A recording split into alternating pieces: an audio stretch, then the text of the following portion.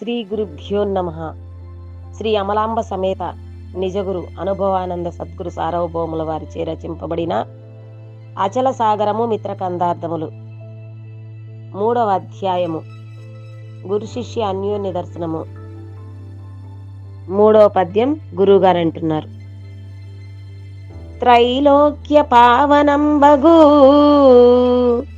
బల్ ప్రశ్నను అడిగితీవు భక్తుడవేరా, ఇలలోన ఎవరు నన్ను నీలాగిటులడుగలేదు నిజ భక్తుడవేరా, నీకింక నే తెలిపేదా వినరా, చలన బుద్ధులు వీడి తనుమాన ధనములు మేలుగా నొసగి బల్నాల్గు సేవలు చేసి సులభముగా గురు సౌజ్ఞతోనే కలను ఇకనే మేలు కొల్పి ఇలను ఇంకా పుట్టకుండా చలనము లేకుండా చేస్తూ